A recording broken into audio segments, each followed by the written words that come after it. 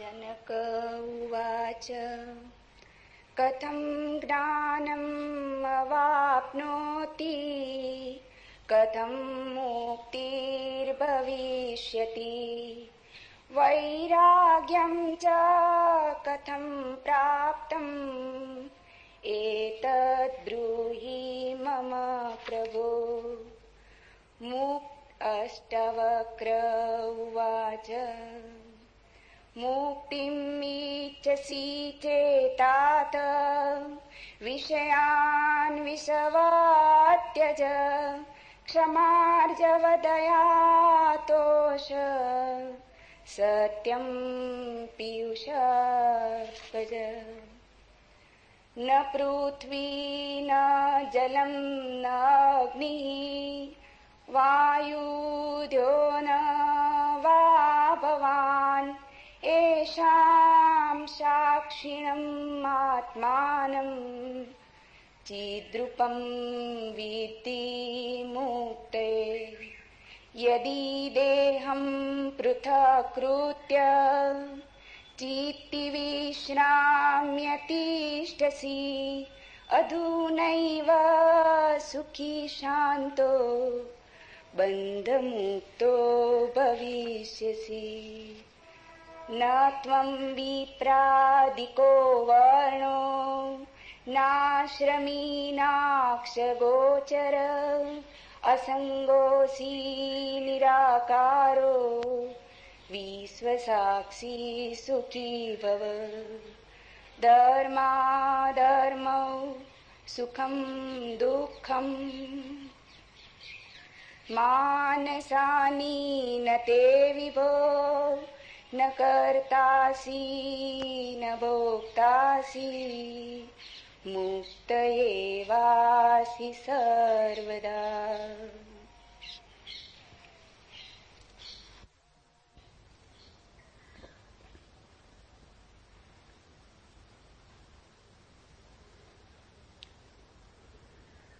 एक अनूठी यात्रा पर हम निकलते हैं। मनुष्य जाति के पास बहुत शास्त्र हैं, पर अष्टावक्र गीता जैसा शास्त्र नहीं। वेद फीके हैं, उपनिषद बहुत धीमी आवाज में बोलते हैं। गीता में भी ऐसा गौरव नहीं जैसा अष्टावक्र की संहिता में। कुछ बात ही अनूठी है। सबसे बड़ी बात तो यह है कि न समाज, न राजनीति, न जीवन की किसी और व्यवस्था का कोई प्रभाव अष्टावक्र के वचनों पर है। इतना शुद्ध भावातीत वक्तव्य है, समय और काल से अतीत, दूसरा नहीं। शायद इसीलिए अष्टावक्र की गीता, अष्टावक्र की संहिता का बहुत प्रभाव नहीं पड़ा। कृष्ण की गीता का बहुत प्रभाव पड़ा। पहला कारण, कृष्ण की गीता समन्वय है। सत्य की उतनी चिंता नहीं जितनी समन्वय की चिंता है। समन्वय का आग्रह इतना गहरा है कि अगर सत्य थोड़ा खो भी जाए तो कृष्ण राजी है। कृष्ण की गीता खिचड़ी जैसी है, इसलिए सभी को भाती है, क्योंकि सभी का कुछ ना कुछ उसमें मौजूद है। ऐसा कोई संप्रदाय खोजना मुश्किल है जो गीता में अपनी वाणी न खोज ले। ऐसा कोई व्यक्ति खोजना मुश्किल है जो गीता में अपने लिए कोई सहारा न खोज ले। इन सब के लिए अष्टावक्र की गीता बड़ी कठिन होगी। अष्टावक्र समन्वयवादी नहीं, सत्यवादी। सत्य जैसा है वैसा कहा है, बिना किसी लाग लपेट के। सुनने वाले की चिंता नहीं, सुनने वाला समझेगा नहीं समझेगा इसकी भी चिंता नहीं। सत्य का ऐसा शुद्धतम वक्तव्य न पहले कहीं हुआ न फिर बाद में कभी हो सका। कृष्ण की गीता लोगों को प्रिय है क्योंकि अपना अर्थ निकाल लेना बहुत सुगम है। कृष्ण की गीता काव्यात्मक है। 2 2 5 भी हो सकते हैं, 2 2 3 भी हो सकते हैं। अष्टावक्र के साथ कोई खेल संभव नहीं, वहां 2 2 4 ही होते। अष्टावक्र का वक्तव्य शुद्ध गणित का वक्तव्य, वहां काव्य को जरा भी जगह नहीं, वहां कविता के लिए जरा सी भी छूट नहीं। जैसा है वैसा कहा है, किसी तरह का समझौता नहीं। कृष्ण की गीता पढ़ो तो भक्त अपना अर्थ निकाल लेता है, क्योंकि कृष्ण ने भक्ति की भी बात की। कर्मयोगी अपना अर्थ निकाल लेता है, क्योंकि कृष्ण ने कर्मयोग की भी बात की है। ज्ञानी अपना अर्थ निकाल लेता है, क्योंकि कृष्ण ने ज्ञान की भी बात की। कृष्ण कहीं भक्ति को सर्वश्रेष्ठ कहते हैं, कहीं ज्ञान को सर्वश्रेष्ठ कहते हैं, कहीं कर्म को सर्वश्रेष्ठ कहते हैं। कृष्ण का वक्तव्य बहुत राजनीतिक है। वो राजनेता थे, कुशल राजनेता थे। सिर्फ राजनेता थे इतना ही कहना उचित नहीं, कुटिल राजनीतिज्ञ थे, डिप्लोमेट थे। उनके वक्तव्य में बहुत सी बातों का ध्यान रखा गया, इसलिए सभी को गीता भा जाती है। इसलिए तो गीता पर हजारों टीकाएं हैं, अष्टावक्र पर कोई चिंता नहीं करता, क्योंकि अष्टावक्र के साथ राजी होना हो तो तुम्हें अपने को छोड़ना पड़ेगा। बेशर्त तुम अपने को न ले जा सकोगे, तुम पीछे रहोगे तो ही जा सकोगे। कृष्ण के साथ तुम अपने को ले जा सकते हो। कृष्ण के साथ तुम्हें बदलने की कोई भी जरूरत नहीं। कृष्ण के साथ तुम मौजू पड़ सकते हो। इसलिए सभी सांप्रदायिकों ने कृष्ण की गीता पर टीकाएं लिखी। शंकर ने, रामानुज ने, निम्बार्क ने, बल्लभ ने, सबने अपने अर्थ निकाल लिए।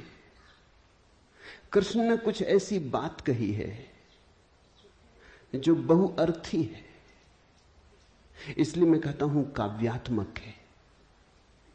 कविता में से मन चाहे अर्थ निकल सकते हैं। कृष्ण का वक्तव्य ऐसा है जैसे वर्षा में बादल गिरते, जो चाहो देख लो। कोई देखता हाथी की सूंड, कोई चाहे गणेश जी को देख ले। किसी को कुछ भी नहीं दिखाई पड़ता, वो कहता कहां की फिजूल बातें कर रहे हो, बादल है, धुआं, इसमें कैसी आकृतियां देख रहे हो। पश्चिम में वैज्ञानिक मन के परीक्षण के लिए स्याही के धब्बे ब्लॉटिंग पेपर पर डाल देते हैं और व्यक्ति को कहते हैं देखो इसमें क्या दिखाई पड़ता है।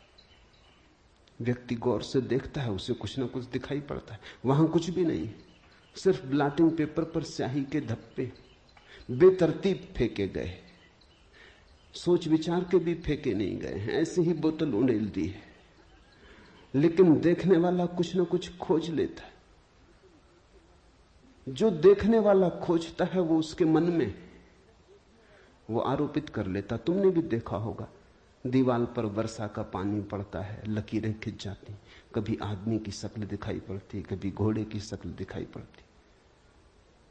तुम जो देखना चाहते हो आरोपित कर लेते हो। रात के अंधेरे में कपड़ा टंगा है, भूत प्रेत दिखाई पड़ जाते। कृष्ण की गीता ऐसी ही है, जो तुम्हारे मन में है दिखाई पड़ जाएगा। तो शंकर ज्ञान देख लेते हैं, रामानुज भक्ति देख लेते हैं, तिलक कर्म देख लेते हैं, और सब अपने घर प्रसन्नचित्त लौट आते कि ठीक कृष्ण वही कहते हैं जो हमारी मान्यता है। इमर्सन ने लिखा है कि एक बार एक पड़ोसी प्लेटो की किताबें उनसे मांग के ले गया। अब प्लेटो 2000 साल पहले हुआ और दुनिया के थोड़े से अनूठे विचारकों में से एक। कुछ दिनों बाद इमर्सन ने कहा किताबें पढ़नी हो तो वापस करने।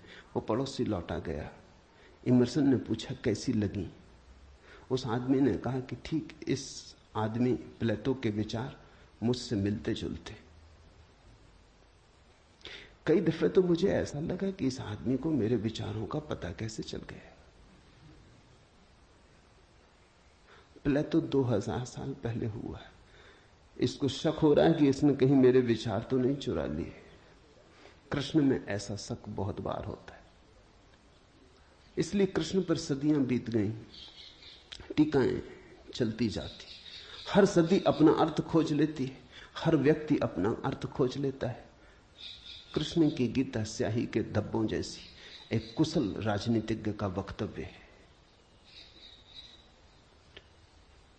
अष्टावक्र की गीता में तुम कोई अर्थ ना खोज पाओगे। तुम अपने को छोड़ के चलोगे तो ही अष्टावक्र की गीता स्पष्ट होगी। अष्टावक्र का सुस्पष्ट संदेश है, उसमें जरा भी तुम अपनी व्याख्या ना डाल सकोगे। इसलिए लोगों ने टीकाएं नहीं लिखी। टीका लिखने की जगह नहीं है, तोड़ने मड़ोड़ने का उपाय नहीं है, तुम्हारे मन के लिए सुविधा नहीं है कि तुम कुछ डाल दो। अष्टावक्र ने इस तरह से वक्तव्य दिया है कि सदियां बीत गई, उस वक्तव्य में कोई कुछ जोड़ नहीं पाया, घटा नहीं पाया। बहुत कठिन है ऐसा वक्तव्य देना। शब्द के साथ ऐसी कुशलता बड़ी कठिन है। इसलिए मैं कहता हूं, एक अनूठी यात्रा तुम शुरू कर रहे हो। अष्टावक्र में राजनीतिज्ञों की कोई उत्सुकता नहीं, न तिलक की, न अरविंद की, न गांधी की, न विनोबा की, किसी की कोई उत्सुकता नहीं, क्योंकि तुम अपना खेल ना खेल पाओगे। तिलक को उकसाना है देशभक्ति, उठाना है कर्म का ज्वार। कृष्ण की गीता सहयोगी बन जाती। कृष्ण हर किसी को कंधा देने को तैयार है। कोई भी चला लो गोली उनके कंधे पर रख के, वो राजी। कंधा उनका, पीछे छिपने की तुम्हें सुविधा है, और उनके पीछे से गोली चलाओ तो गोली भी बहुमूल्य मालूम पड़ती। अष्टावक्र किसी को कंधे पे हाथ भी नहीं रखने देते। इसलिए गांधी की कोई उत्सुकता नहीं, तिलक की कोई उत्सुकता नहीं, अरविंद विनोबा को कुछ लेना देना नहीं, क्योंकि तुम कुछ थोप ना सकोगे। राजनीति की सुविधा नहीं है। अष्टावक्र राजनीतिक पुरुष नहीं। ये पहली बात ख्याल में रख लेनी जरूरी है। ऐसा सुस्पष्ट खुले आकाश जैसा वक्तव्य जिसमें बादल है ही नहीं, तुम कोई आकृति देख ना पाओगे। आकृति छोड़ोगे, सब बनोगे निराकार, अरूप के साथ जोड़ोगे संबंध, तो अष्टावक्र समझ में आएंगे। अष्टावक्र समझना चाहो तो ध्यान की गहराई में उतरना होगा। कोई व्याख्या से काम होने वाला नहीं। और ध्यान के लिए भी अष्टावक्र नहीं कहते कि तुम बैठ के राम राम जपो। अष्टावक्र कहते हैं तुम कुछ भी करो वो ध्यान ना होगा। करता जहां है वहां ध्यान कैसा। जब तक करना है तब तक भ्रांति है, जब तक करने वाला मौजूद है तब तक अहंकार मौजूद है। अष्टावक्र कहते हैं साक्षी हो जाना है ध्यान। जहां करता छूट जाता तुम सिर्फ देखने वाले रह जाते। दृष्टा मात्र, दृष्टा मात्र हो जाने में ही दर्शन है, दृष्टा मात्र हो जाने में ही ध्यान है, दृष्टा मात्र हो जाने में ही ज्ञान है। इसके पहले कि हम सूत्र में उतरे, अष्टावक्र के संबंध में कुछ बातें समझ लेनी जरूरी है। ज्यादा पता नहीं, क्योंकि न तो वे सामाजिक पुरुष थे न राजनीतिक, तो इतिहास में कोई उल्लेख नहीं है। बस थोड़ी सी घटनाएं ज्ञात हैं, वो भी बड़ी अजीब, भरोसा करने योग्य नहीं, लेकिन समझोगे तो बड़े गहरे अर्थ खुलेंगे। पहली घटना अष्टावक्र पैदा हुए उसके पहले की, पीछे का तो कुछ पता नहीं। गर्भ की घटना। पिता बड़े पंडित, अष्टावक्र मां के गर्भ में, पिता रोज वेद का पाठ करते और अष्टावक्र गर्भ में सुनते। एक दिन अचानक गर्भ से आवाज आती कि रुको भी, ये सब बकवास है, ज्ञान इसमें कुछ भी नहीं, बस शब्दों का संग्रह। शास्त्र में ज्ञान कहां? ज्ञान स्वयं में। शब्द में सत्य कहां? सत्य स्वयं में।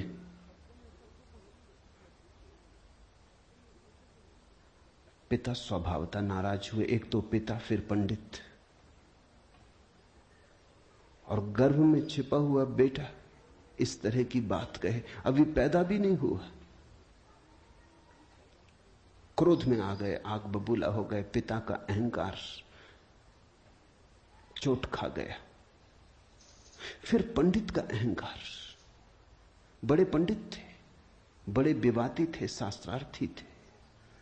क्रोध में अभिशाप दे दिया कि जब पैदा होगा तो 8 अंगों से टेढ़ा होगा, इसलिए नाम अष्टावक्र। 8 जगह से कुबड़े पैदा हुए, 8 जगह से ऊंट की भांति इर्छे तिरछे। पिता ने क्रोध में शरीर को विक्षत कर दिया। ऐसी और भी कथाएं हैं।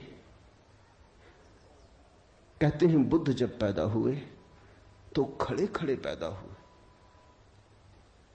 मां खड़ी थी वृक्ष के तले, खड़े खड़े मां खड़ी थी, खड़े खड़े पैदा हुए। जमीन पर गिरे नहीं कि चले, 7 कदम चले। 8वें कदम पर रुककर 4 आर्य सत्यों की घोषणा की कि जीवन दुख है। अभी 7 कदम ही चले हैं पृथ्वी पर कि जीवन दुख है,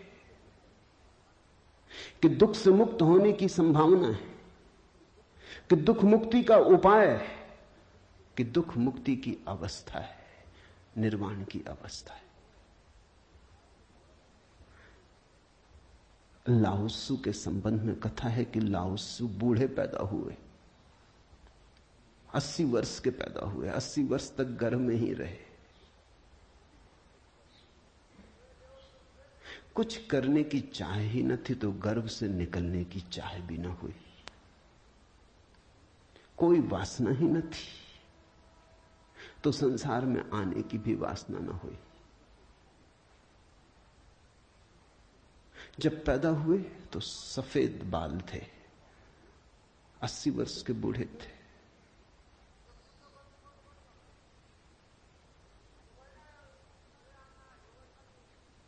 जरथुस्त्र के संबंध में कथा है कि जब जरथुस्त्र पैदा हुए तो पैदा होते से ही खिलखिला के हंसे, मगर इन सबको मात कर दिया अष्टावक्र ने। ये तो पैदा होने की बात है। अष्टावक्र ने अपना पूरा वक्तव्य दे दिया पैदा होने के पहले। ये कथाएं महत्वपूर्ण हैं। इन कथाओं में इन व्यक्तियों के जीवन की सारी सार संपदा है, निचोड़ है। बुद्ध ने जो जीवन भर में कहा उसका निचोड़। बुद्ध ने अष्टांगिक मार्ग का उपदेश दिया तो 7 कदम चले, 8वें पर रुक गए। 8 अंग हैं कुल। पहुंचने की अंतिम अवस्था है सम्यक समाधि। उस समाधि की अवस्था में ही पता चलता है जीवन के पूरे सत्य का। वो 4 आर्य सत्यों की घोषणा करती। लाओत्सु बूढ़ा पैदा हुआ। लोगों को 80 साल लगते हैं, तब भी ऐसी समझ नहीं आ पाती। बूढ़े होकर भी लोग बुद्धिमान कहां हो पाते। बूढ़ा होना और बुद्धिमान होना पर्यायवाची तो नहीं। बाल तो धूप में भी पकाए जा सकते। लाओत्सु की कथा इतना ही कहती है कि अगर जीवन में त्वरा हो तीव्रता हो तो जो 80 साल में घटता है वो एक क्षण में घट सकता है। प्रज्ञा की तीव्रता हो तो एक क्षण में घट सकता है। बुद्धि मलिन हो तो 80 साल में भी कहां घटता है। जरथुस्त्र जन्म के साथ ही हंसे। जरथुस्त्र का धर्म अकेला धर्म है दुनिया में जिसको हंसता हुआ धर्म कह सकते। अति पार्थिव पृथ्वी का धर्म है। इसलिए तो पारसी दूसरे धार्मिकों को धार्मिक नहीं मालूम होते, नाचते गाते प्रसन्न। जरथुस्त्र का धर्म हंसता हुआ धर्म है, जीवन के स्वीकार का धर्म है, निषेध नहीं है, त्याग नहीं है। तुमने कोई पारसी साधु देखा? नंग धड़ंग खड़ा हो जाए, छोड़ दे, धूप में खड़ा हो जाए, धूनी रमा के बैठ जाए? नहीं, पारसी धर्म में जीवन को सताने, कष्ट देने की कोई व्यवस्था नहीं। जरथुस्त्र का सारा संदेश यही है कि जब हंसते हुए परमात्मा को पाया जा सकता है तो रोते हुए क्यों पाना। जब नाचते हुए पहुंच सकते हैं उस मंदिर तक तो नाहक कांटे क्यों बोने। जब फूलों के साथ जाना हो सकता है तो ये दुखवाद क्यों। इसलिए ठीक है, प्रतीक ठीक है कि जरथुस्त्र पैदा होते हंसे। इन कथाओं में इतिहास मत खोजना, ऐसा हुआ है ऐसा नहीं है, लेकिन इन कथाओं में एक बड़ा गहरा अर्थ है। तुम्हारे पास एक बीज पड़ा है, जब तुम बीज को देखते हो तो इससे पैदा होने वाले फूल की कोई भी तो खबर नहीं मिलती। ये क्या हो सकता है इसकी भनक भी तो नहीं आती। ये कमल बनेगा, खिलेगा, जल में रहेगा और जल से अछूता रहेगा, सूरज की किरणों पर नाचेगा और सूरज भी ईर्षालु होगा इसके सौंदर्य से, इसकी कोमलता से, इसके अपूर्व गरिमा, इसके प्रसाद से। इसकी सुगंध आकाश में उड़ेगी। ये बीज को देखकर तो पता भी नहीं चलता। बीज को तो देख के इसकी कोई कल्पना भी नहीं कर सकता, अनुमान भी नहीं कर सकता। लेकिन एक दिन ये घटता है तो दो तरह से हम सोच सकते हैं। या तो हम बीज को पकड़ लें जोर से और हम कहें जो बीज में दिखाई नहीं पड़ा वो कमल में भी घट नहीं सकता। ये भ्रम है, ये धोखा है, ये झूठ है। जिनको हम तर्कनिष्ठ कहते हैं, संदेहशील कहते हैं, उनका यही आधार है।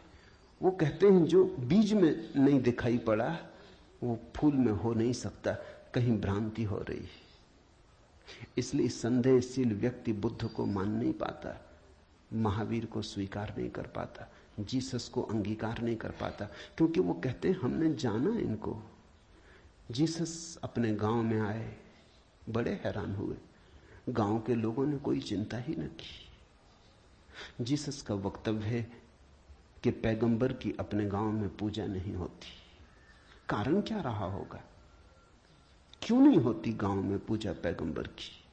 गांव के लोगों ने बचपन से देखा, बड़े ही जोसेफ का लड़का है, लकड़ियां ढोते देखा, रिंदा चलाते देखा, लकड़ियां चीरते देखा, पसीने से लथपथ देखा, सड़कों पर खेलते देखा, झगड़ते देखा।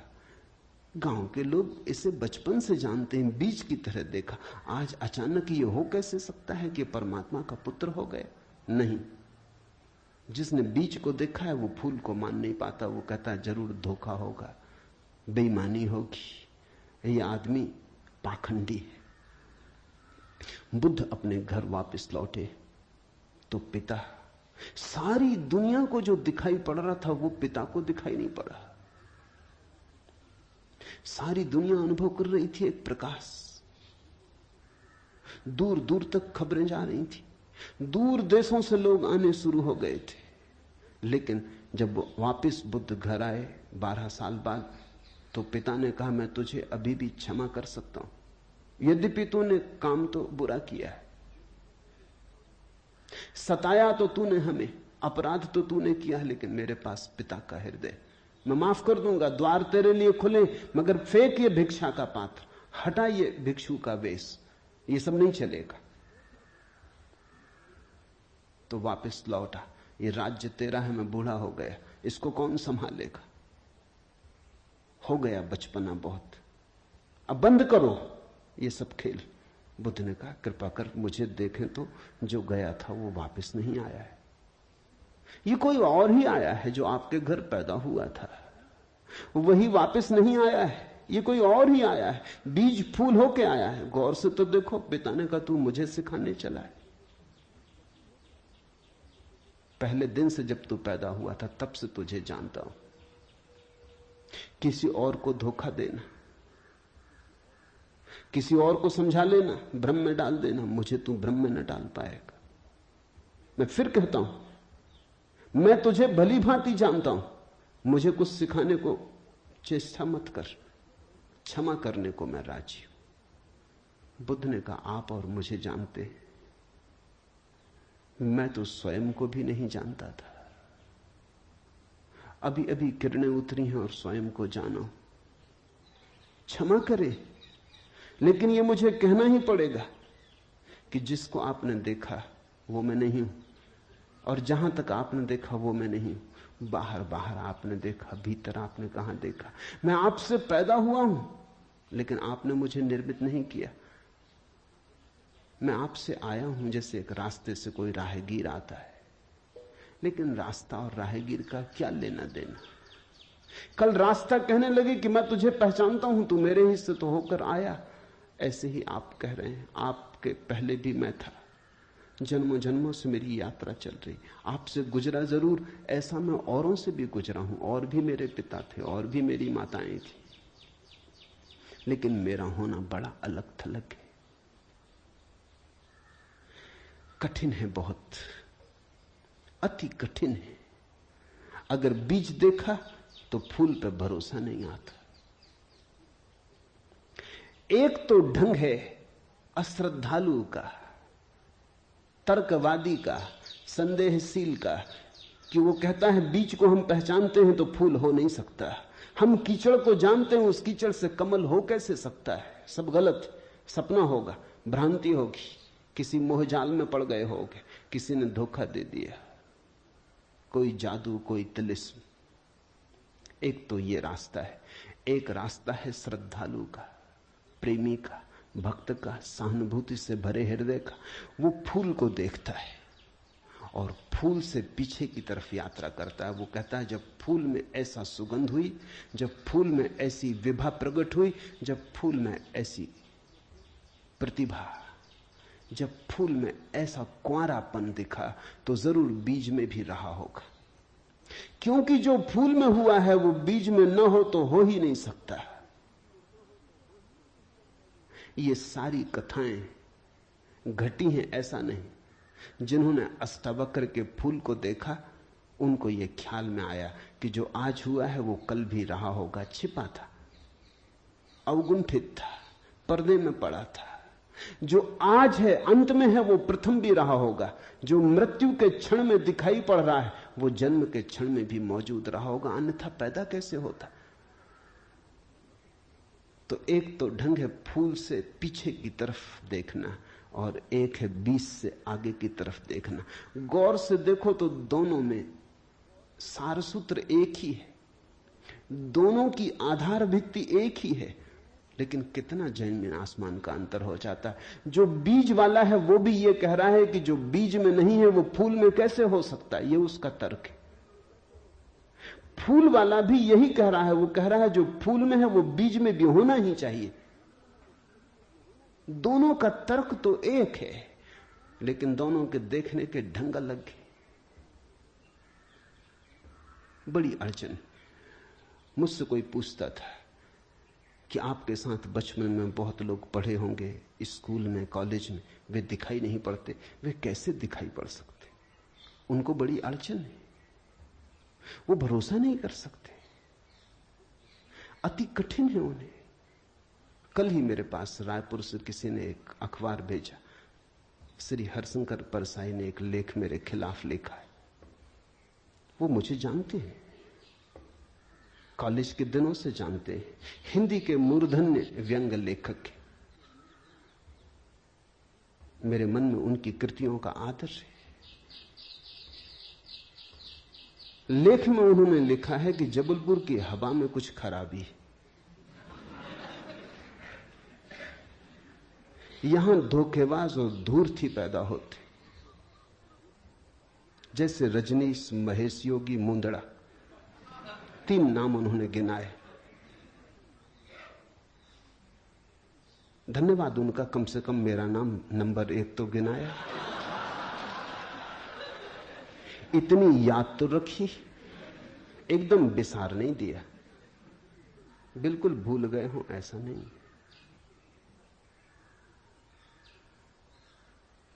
लेकिन अड़चन स्वाभाविक है, सीधी साफ है, मैं उनकी बात समझ सकता हूं। यह असंभव है बीज को देखा तो फूल में भरोसा। फिर जिन्होंने फूल को देखा उन्हें बीज में भरोसा मुश्किल हो जाता है। तो सभी महापुरुषों की जीवन कथाएं 2 ढंग से लिखी जाती हैं। जो उनके विपरीत हैं वो बचपन से यात्रा शुरू करते हैं, जो उनके पक्ष में है वो अंत से यात्रा शुरू करते हैं और बचपन की तरफ जाते हैं। दोनों एक अर्थ में सही है, लेकिन जो बचपन से यात्रा करके अंत की तरफ जाते हैं वो वंचित रह जाते हैं। उनका सही होना उनके लिए आत्मघाती है। जो अंत से यात्रा करते हैं वो पीछे की तरफ जाते हैं, वो धन्यभागी हैं, क्योंकि बहुत कुछ उन्हें अनायास मिल जाता है जो कि पहले तर्कवादियों को नहीं मिल पाता।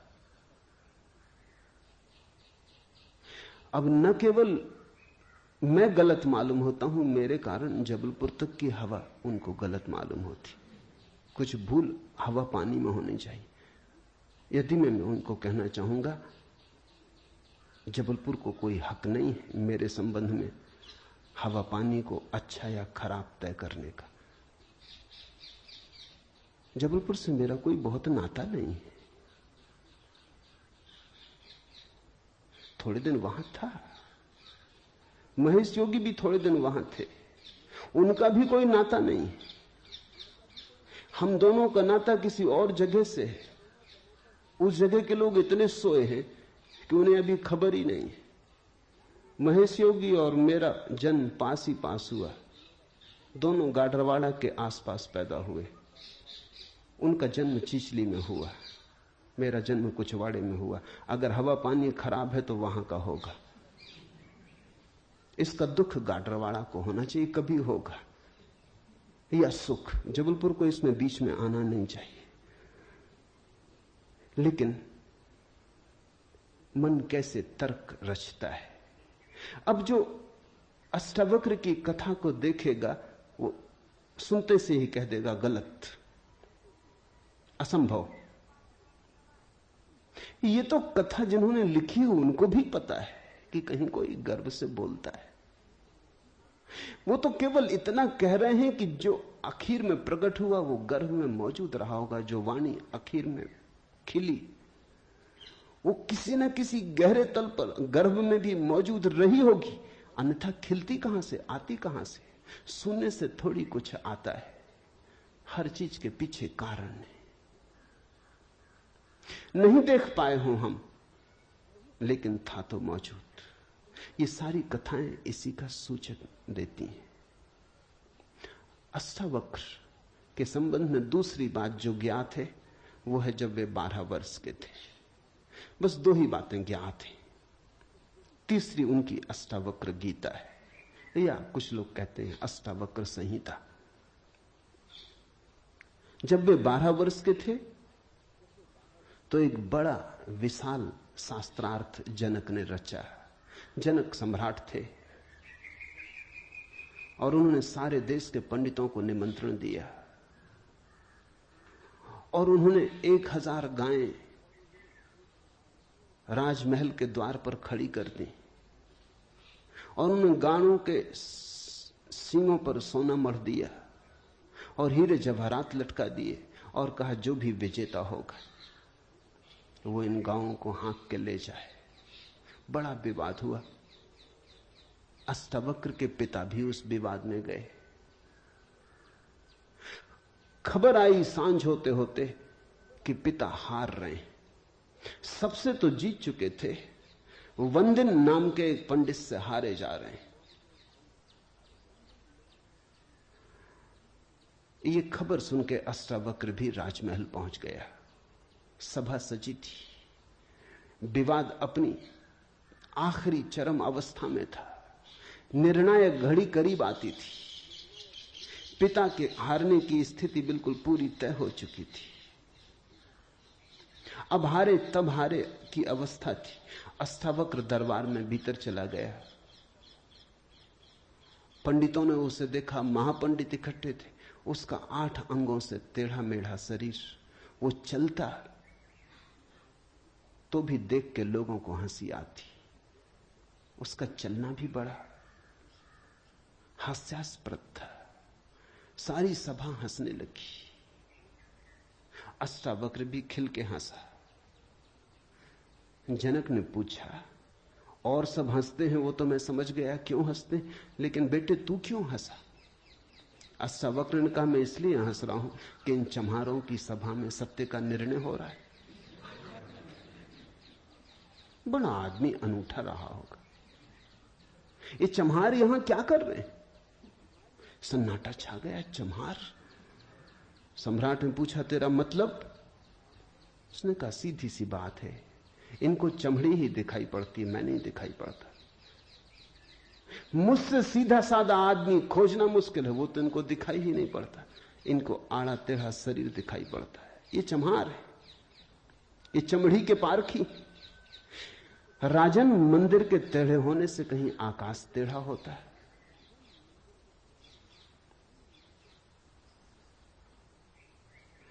घड़े के फूटे होने से कहीं आकाश फूटता है?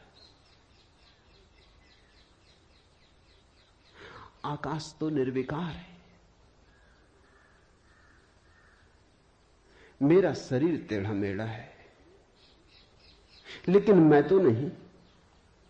ये जो भीतर बसा है इसकी तरफ तो देखो। इससे तुम सीधा साधा और कुछ खोज ना सकोगे।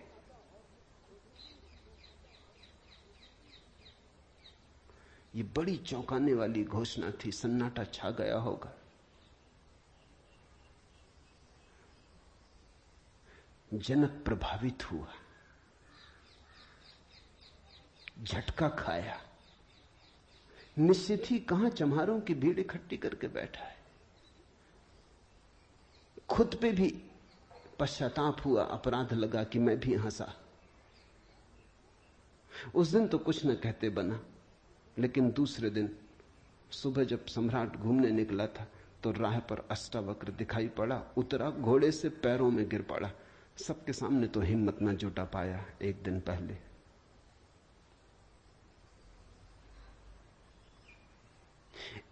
पहले तो कहा था, बेटे तू क्यों हंसता है? 12 साल का लड़का था। उम्र तौली थी, आज उम्र नहीं तौली। आज घोड़े से उतर गया, पैर पर गिर पड़ा, साष्टांग दंडवत, और कहा, पधारें राजमहल, मेरी जिज्ञासाओं का समाधान करें। हे प्रभु, आए मेरे घर। बात मेरी समझ में आ गई। रात भर मैं सो ना सका। ठीक ही कहा, शरीर को ही जो पहचानते हैं उनकी पहचान गहरी कहां। आत्मा के संबंध में विवाद कर रहे हैं और अभी भी शरीर में रस और विरस पैदा होता है, घृणा, आकर्षण पैदा होता है। मर्त्य को देख रहे हैं, अमृत की चर्चा करते हैं। धन्य भाग मेरे कि आप आए और मुझे चौंकाया, मेरी नींद तोड़ दी। अब पधारो। राजमहल में उसने बड़ी सजावट कर रखी थी। स्वर्ण सिंहासन पर बिठाया था इस 12 साल के अष्टावक्र को और उससे जिज्ञासा की, पहला सूत्र जनक की जिज्ञासा है। जनक ने पूछा है, अष्टावक्र ने समझाया है। इससे ज्यादा अष्टावक्र के संबंध में और कुछ पता नहीं है, और कुछ पता होने की जरूरत भी नहीं। काफी है, इतना बहुत है। हीरे बहुत होते भी नहीं, कंकड़ पत्थर ही बहुत होते। हीरा एक भी काफी होता है। ये दो छोटी सी घटनाएं हैं। एक तो जन्म के पहले की गर्भ से आवाज और घोषणा कि क्या पागलपन में पड़े हो, शास्त्र में उलझे हो, शब्द में उलझे हो, जागो। ये ज्ञान नहीं है, ये सब उधार है, ये सब बुद्धि का ही जाल है, अनुभव नहीं। इसमें रंच मात्र भी सार नहीं है। कब तक अपने को भरमाए रखोगे? और दूसरी घटना, राजमहल में हंसना पंडितों का और कहना अष्टावक्र का कि जीवन में देखने की दो दृष्टियां हैं, एक आत्मदृष्टि, एक चर्म दृष्टि। चम्हार चमड़ी को देखता है,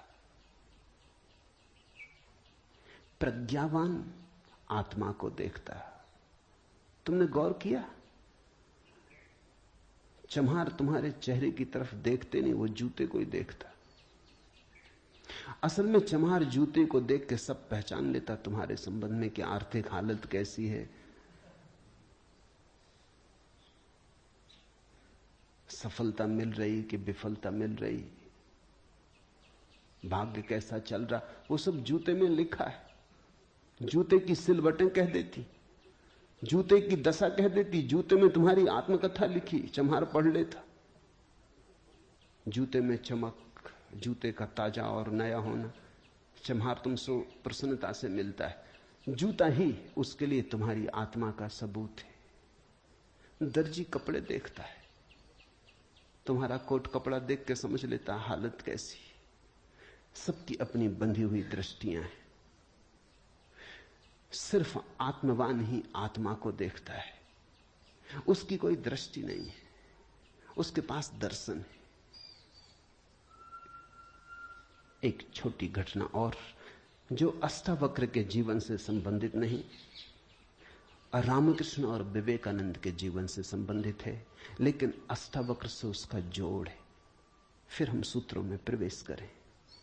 विवेकानंद रामकृष्ण के पास आए तब उनका नाम नरेंद्रनाथ था। विवेकानंद तो बाद में रामकृष्ण ने उनको पुकारा। जब आए रामकृष्ण के पास तो अति विवादी थे, नास्तिक थे, तर्कवादी थे, हर चीज के लिए प्रमाण चाहते थे। कुछ चीजें हैं जिनके लिए कोई प्रमाण नहीं, मजबूरी है। परमात्मा के लिए कोई प्रमाण नहीं है और प्रमाण नहीं। प्रेम के लिए कोई प्रमाण नहीं है और प्रमाण नहीं। सौंदर्य के लिए कोई प्रमाण नहीं है और प्रमाण नहीं है। अगर मैं कहूं देखो ये खजूरेना के वृक्ष कैसे सुंदर, और तुम कहो हमें तो कोई सौंदर्य दिखाई नहीं पड़ता, वृक्ष जैसे वृक्ष, सिद्ध करें मुश्किल हो जाएगी। कैसे सिद्ध करें कि सुंदर है? सुंदर होने के लिए सौंदर्य की परख चाहिए और तो कोई उपाय नहीं। आंख चाहिए और तो कोई उपाय नहीं। कहते हैं मजनू ने कहा कि लैला को जानना हो तो मजनू की आंख चाहिए। ठीक कहा। लैला को देखने का और कोई उपाय ही नहीं। मजनू को बुलाया था उसके गांव के राजा ने और कहा था तू पागल है, मैं तेरी लैला को जानता हूं, साधारण सी लड़की है, काली कलूटी, कुछ खास नहीं, तुझ पे मुझे दया आती। ये मेरे राजमहल की 12 लड़कियां खड़ी, ये इस देश की सुंदरतम स्त्रियां, इनमें से तू कोई भी चुन ले, ये तुझे रोते देख के मेरा भी प्राण रोता है। उसने देखा और उसने कहा इनमें तो लैला कोई भी नहीं, ये तो लैला के मुकाबले तो दूर, उसके चरण की धूल भी नहीं। सम्राट कहने लगा मजनू तू पागल है। मजनू ने कहा यह हो सकता है, लेकिन एक बात आपसे कहना चाहता हूं, लैला को देखना हो तो मजनू की आंख चाहिए।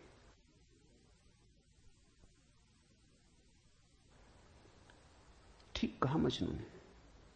अगर वृक्षों के सौंदर्य को देखना हो तो कला की आंख चाहिए और कोई प्रमाण नहीं। अगर किसी के प्रेम को पहचानना हो तो प्रेमी का हृदय चाहिए और कोई प्रमाण नहीं। और परमात्मा तो इस जगत के सारे सौंदर्य और सारे प्रेम और सारे सत्य का इकट्ठा नाम है। उसके लिए तो ऐसा निर्विकार चित्त चाहिए, ऐसा साक्षी भाव चाहिए जहां कोई शब्द न रह जाए, कोई विचार न रह जाए, कोई तरंग ना उठे, वहां कोई धूल न रह जाए, मन की और चित्त का दर्पण परिपूर्ण शुद्ध हो। प्रमाण कहां? रामकृष्ण से विवेकानंद ने कहा प्रमाण चाहिए। है परमात्मा तो प्रमाण थे। और विवेकानंद को देखा रामकृष्ण ने। बड़ी थी संभावना इस युवक की, बड़ी थी यात्रा इसके भविष्य की, बहुत कुछ होने को पड़ा था इसके भीतर, बड़ा खजाना था, उससे ये अपरिचित है। रामकृष्ण ने देखा, इस युवक के पिछले जन्मों में झांका। ये बड़ी संपदा, बड़े पुण्य की संपदा लेकर आ रहा है। ये ऐसे ही तर्क में दबा न रह जाए। कराह उठा होगा पीड़ा और करुणा से रामकृष्ण का हृदय। उन्होंने कहा छोड़, प्रमाण वगैरह बाद में सोच लेंगे। मैं जरा बूढ़ा हुआ, मुझे पढ़ने में अड़चन होती, तू अभी जवान, तेरी आंख अभी तेज, ये किताब पढ़ी, इसे तू पढ़। वो थी अष्टावक्र गीता, जरा मुझे सुनाते। कहते हैं विवेकानंद को इसमें तो कुछ अड़चन न मालूम पड़ी। यह आदमी कुछ ऐसी तो कोई खास बात नहीं मांग रहा है। 2-4 सूत्र पढ़े और एक घबराहट और रोआ रोआ कपने लगा।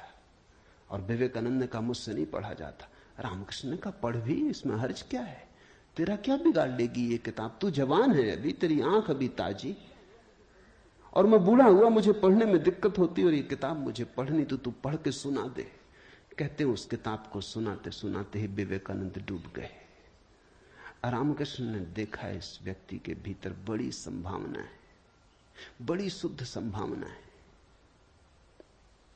जैसी एक बोधिसत्व की होती, जो कभी न कभी बुद्ध होना जिसका निर्णीत है, आज नहीं कल, भटके कितना ही, बुद्धत्व जिसके पास चला आ रहा है। क्यों अष्टावक्र की गीता रामकृष्ण ने कही कि तू पढ़ के मुझे सुना दे? क्योंकि इससे ज्यादा शुद्धतम वक्तव्य और कोई नहीं। ये शब्द भी अगर तुम्हारे भीतर पहुंच जाएं तो तुम्हारी सोई हुई आत्मा को जगाने लगेंगे। ये शब्द तुम्हें तरंगायित करेंगे, ये शब्द तुम्हें आह्लादित करेंगे, ये शब्द तुम्हें झकझोरेंगे। इन शब्दों के साथ क्रांति घटित हो सकती। अष्टावक्र की गीता को मैंने यूं ही नहीं चुना है, और जल्दी नहीं चुना, बहुत देर करके चुना है, सोच विचार के।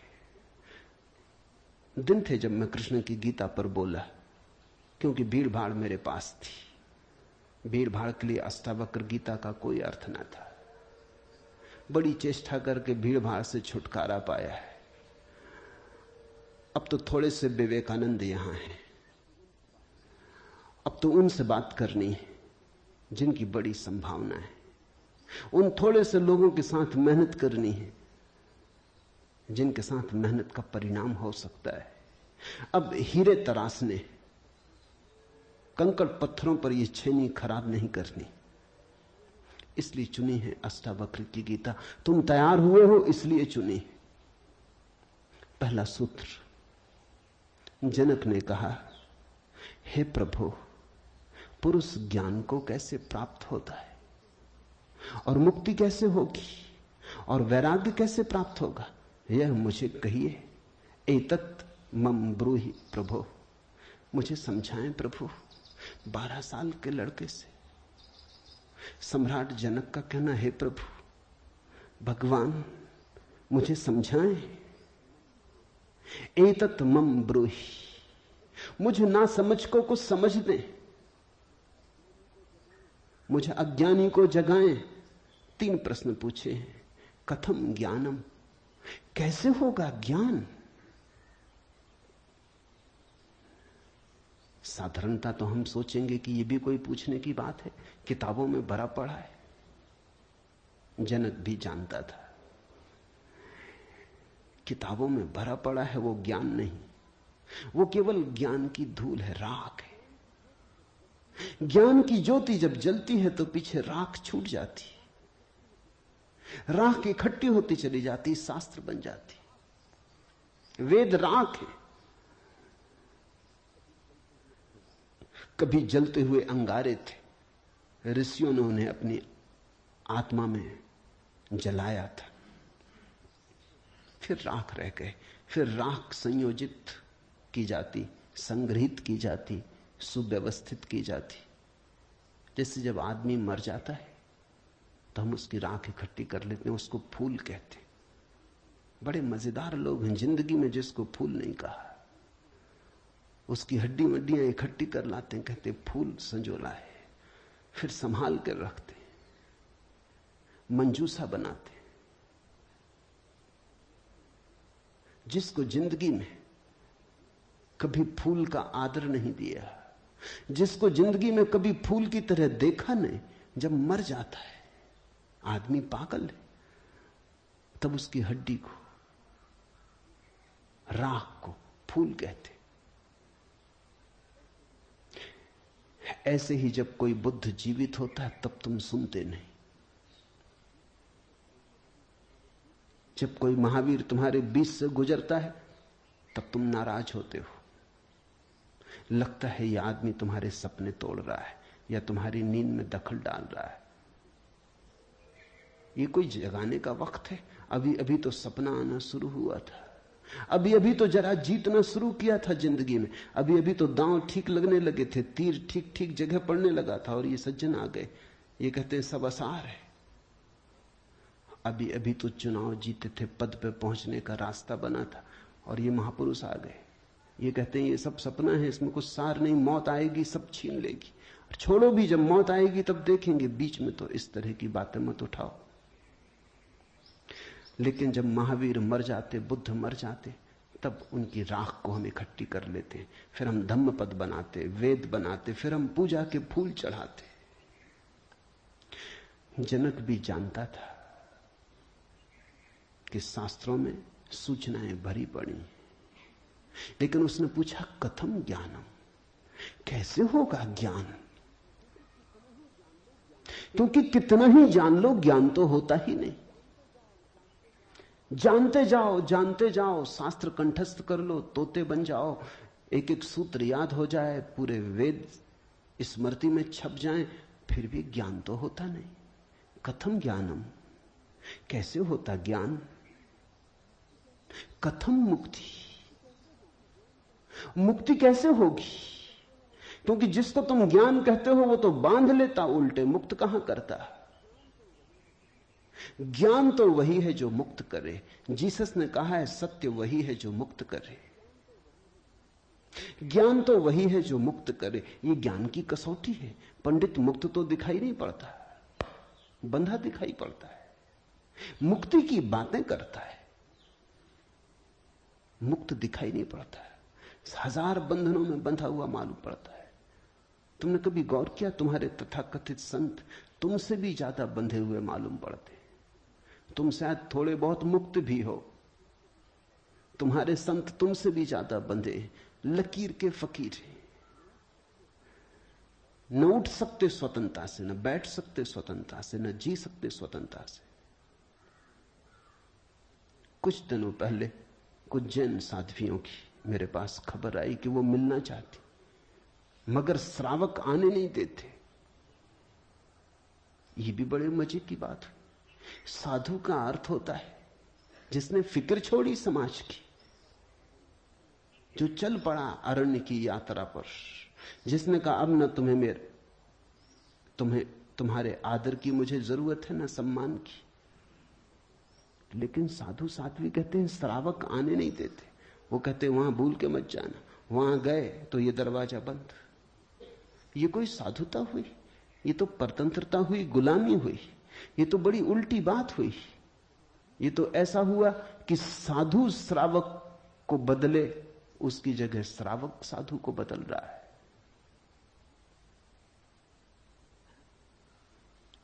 एक मित्र ने आके मुझे कहा, एक जैन साध्वी आपकी किताबें पढ़ती लेकिन चोरी से। टेप भी सुनना चाहती लेकिन चोरी से। और अगर कभी किसी के सामने आपका नाम भी ले दो तो वो इस तरह हो जाती जैसे उसने कभी आपका नाम सुना ही नहीं। ये मुक्ति हुई। जनक ने पूछा कथम मुक्ति, कैसे होती मुक्ति, क्या है मुक्ति? उस ज्ञान को मुझे समझाएं जो मुक्त कर देता है। स्वतंत्रता मनुष्य की सबसे महत्वपूर्ण आकांक्षा है। सब पालो लेकिन गुलामी अगर रही तो छिदती है। सब मिल जाए, स्वतंत्रता ना मिले तो कुछ भी नहीं मिला। मनुष्य चाहता है खुला आकाश, कोई सीमा ना हो। वो मनुष्य की अंतरतम निगूढ़तम आकांक्षा है, जहां कोई सीमा ना हो, कोई बाधा ना हो। इसी को परमात्मा होने की आकांक्षा कहो, मोक्ष की आकांक्षा कहो। हमने ठीक शब्द चुना है, मोक्ष। दुनिया की किसी भाषा में ऐसा प्यारा शब्द नहीं। स्वर्ग, फिरदौस, इस तरह के शब्द हैं, लेकिन उन शब्दों में मोक्ष की कोई धुन नहीं है। मोक्ष का संगीत ही अनूठा है। उसका अर्थ ही केवल इतना है, ऐसी परम स्वतंत्रता जिस पर कोई बाधा नहीं है। स्वतंत्रता इतनी शुद्ध कि जिस पे कोई सीमा नहीं। पूछा जनक ने कैसे होगी मुक्ति और कैसे होगा वैराग्य? हे प्रभु मुझे समझाकर कहिए। अष्टावक्र ने गौर से देखा होगा जनक की तरफ,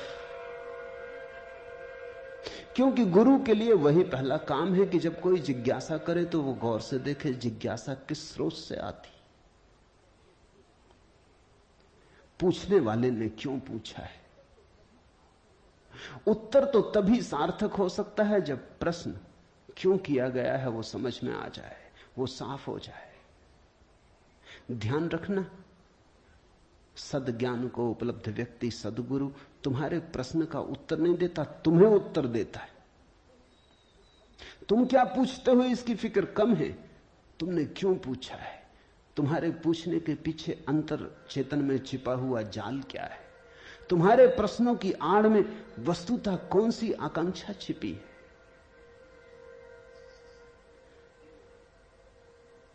दुनिया में चार तरह के लोग हैं, ज्ञानी, मुमुक्षु, अज्ञानी, मूढ़।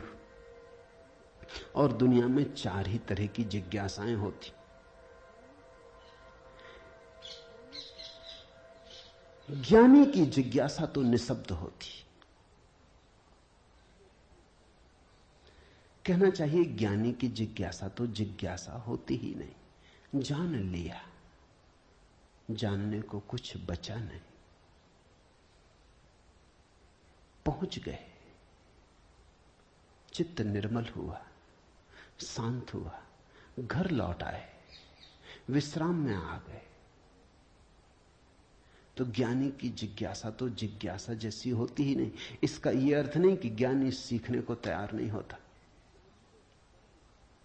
ज्ञानी तो सरल छोटे बच्चे की भांति हो जाता है, सदा तत्पर सीखने को। जितना ज्यादा तुम सीख लेते हो उतनी ही सीखने की तत्परता बढ़ जाती। जितने तुम सरल और निष्कपट होते चले जाते हो उतने ही सीखने के लिए तुम खुल जाते हो। आए हवाएं तुम्हारे द्वार खुले पाती, आए सूरज तुम्हारे द्वार पर दस्तक नहीं देनी पड़ती, आए परमात्मा तुम्हें सदा तत्पर पाता है। ज्ञानी ज्ञान को संग्रहित नहीं करता, ज्ञानी सिर्फ ज्ञान की क्षमता को उपलब्ध होता है। इस बात को ठीक से समझ लेना, क्योंकि पीछे ये काम पड़ेगी।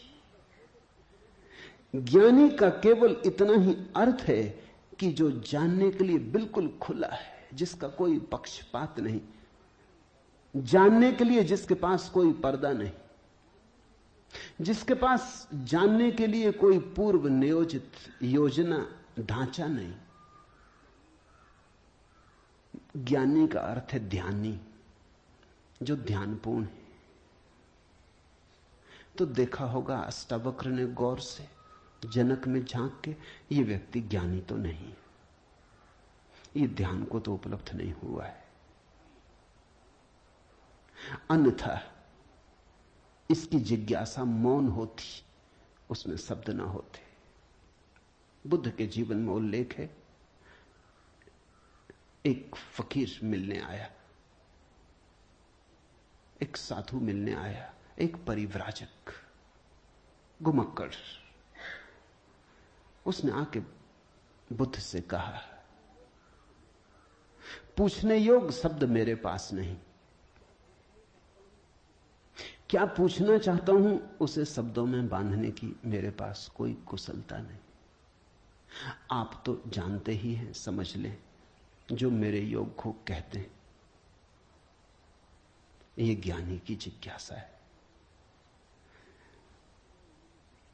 बुद्ध चुप बैठे रहे, उन्होंने कुछ भी ना कहा।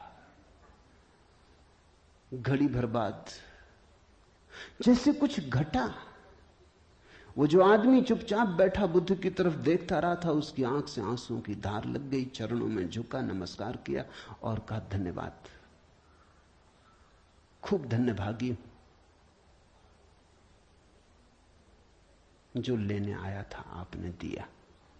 वो उठ के चला भी गया, उसके चेहरे पे अपूर्व आभा थी, वो नाचता हुआ गया। बुद्ध के आसपास के शिष्य बड़े हैरान हुए। आनंद ने पूछा, बनते भगवान, पहेली हो गई। पहले तो याद नहीं, कहता है कि मुझे पता नहीं कैसे पूछूं, पता नहीं किन शब्दों में पूछूं, ये भी पता नहीं क्या पूछने आया हूं। फिर आप तो जानते ही हैं सब, देख लें, मुझे जो मेरे लिए जरूरी हो कह दें। पहले तो ये आदमी ही जरा पहेली था, ये कोई ढंग हुआ पूछने का? और जब तुम्हें यही पता नहीं कि क्या पूछना, तो पूछना ही क्यों? पूछना क्या? खूब रही।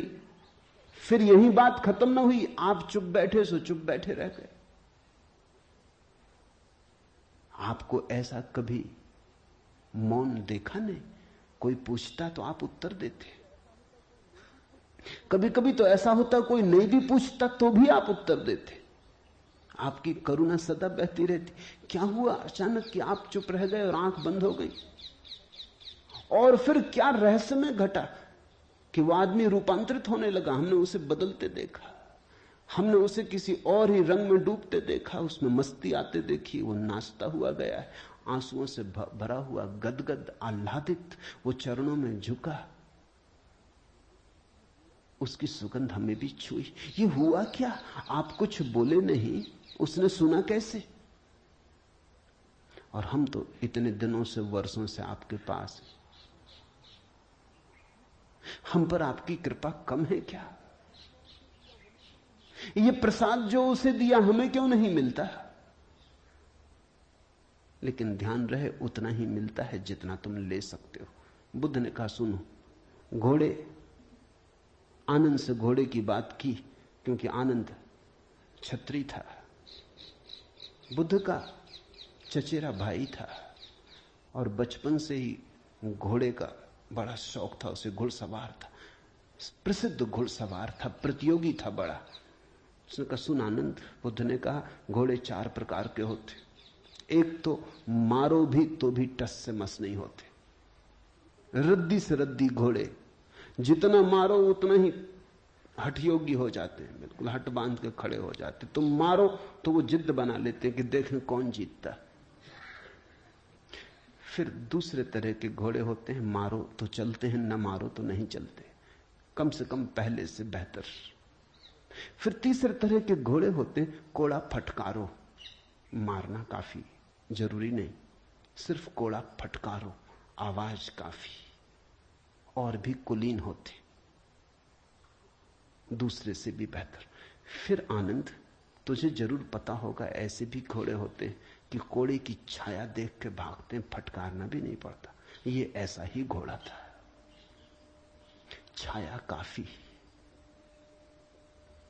अष्टावक्र ने देखा होगा गौर से।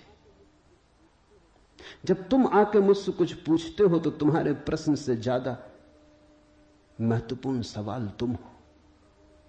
कभी कभी तुम्हें भी ऐसा लगता होगा कि तुमने जो नहीं पूछा था वो मैंने उत्तर दिया है, और कभी कभी तुम्हें ऐसा भी लगता होगा कि शायद मैं टाल गया तुम्हारे प्रश्न को, बचाव कर गया, कुछ और उत्तर दे गया हूं।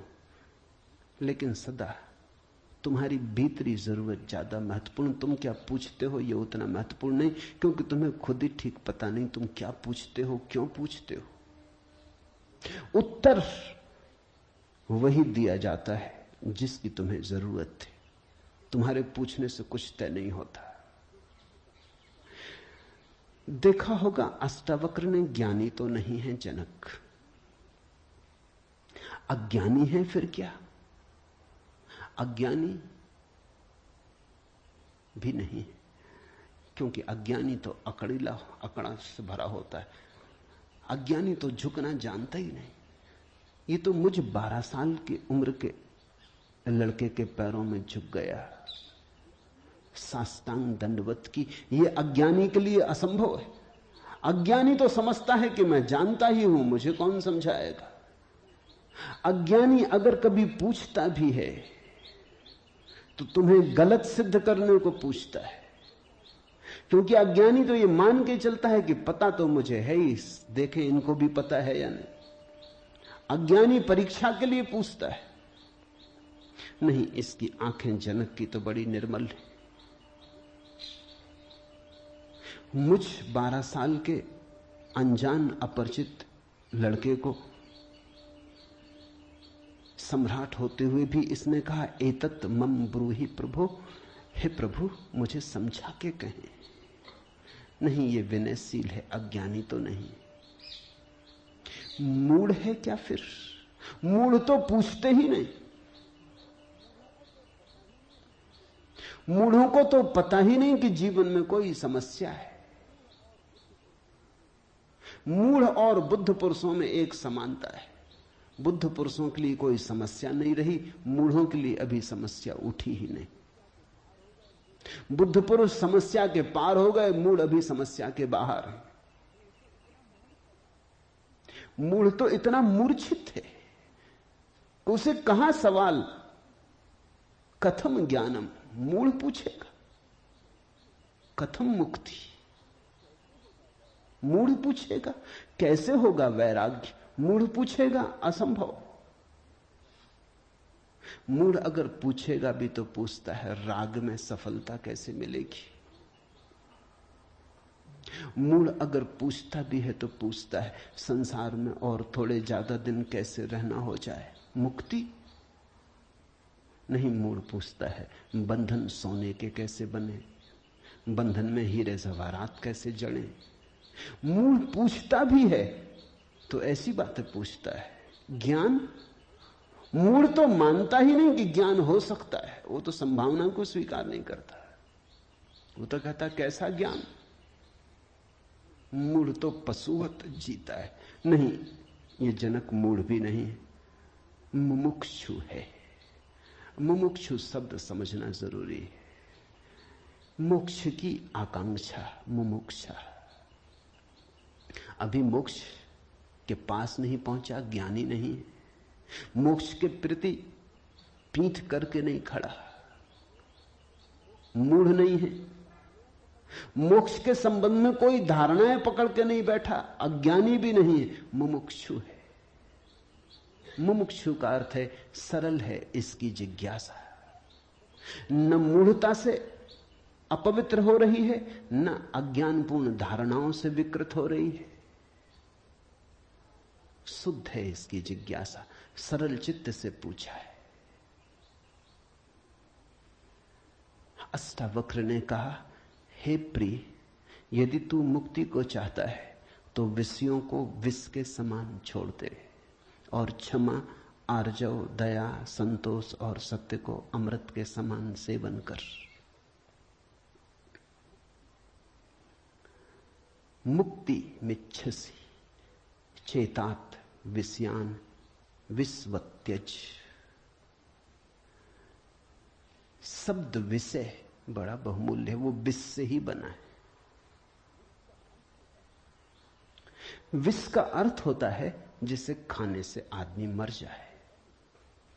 विषय का अर्थ होता है जिसे खाने से हम बार बार मरते, बार बार भोग, बार बार भोजन, बार बार महत्वाकांक्षा, ईर्ष्या, क्रोध, जलन, बार बार इन्हीं को खा खा के तो हम मरे, बार बार इन्हीं के कारण तो मरे।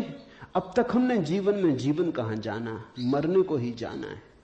अब तक हमारा जीवन, जीवन की प्रज्वलित ज्योति कहां, मृत्यु का ही धुआं है। जन्म से लेकर मृत्यु तक हम मरते ही तो हैं, धीरे धीरे, जीते कहां, रोज रोज मरते। जिसको हम जीवन कहते हैं वो एक सतत मरने की प्रक्रिया है। अभी हमें जीवन का तो पता ही नहीं, तो हम जिएंगे कैसे? ये शरीर तो रोज क्षीण होता चला जाता है, ये बल तो रोज खोता चला जाता है, ये भोग और विषय तो रोज हमें चूसते चले जाते, जरा जीर्ण करते चले जाते। ये विषय और कामनाएं तो छेदों की तरह, इनसे हमारी ऊर्जा और आत्मा रोज बहती चली जाती, आखिर में घड़ा खाली हो जाता, उसको हम मृत्यु कहते। तुमने कभी देखा, अगर छिद्र वाले घड़े को कुएं में डालो तो जब तक घड़ा पानी में डूबा होता है भरा मालूम पड़ता है।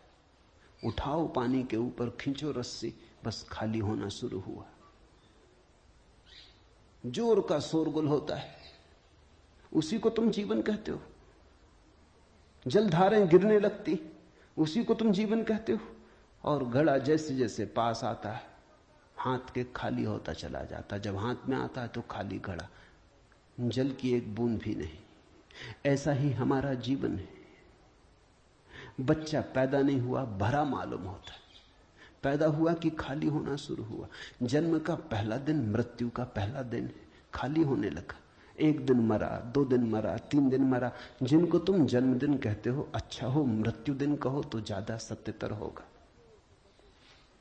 1 साल मर जाते हो, उसको कहते हो चलो एक जन्मदिन आ गया। 50 साल मर गए, कहते हो 50 साल जी लिए, स्वर्ण जयंती मनाए। 50 साल मरे, मौत करीब आ रही, जीवन दूर जा रहा है, घड़ा खाली हो रहा है। जो दूर जा रहा है उसके आधार पर तुम जीवन को सोचते हो, या जो पास आ रहा है उसके आधार पर? यह कैसा उल्टा गणित। हम रोज मर रहे हैं, मौत करीब सरकती आती। अष्टावक्र कहते हैं विषय हैं विषवत, क्योंकि उन्हें खा खा के हम सिर्फ मरते हैं, उनसे कभी जीवन तो मिलता नहीं। यदि तू मुक्ति चाहता है हे तात, हे प्रिय, तो विषयों को विष के समान छोड़ दे और क्षमा, आर्जव, दया, संतोष और सत्य को अमृत के समान सेवन कर।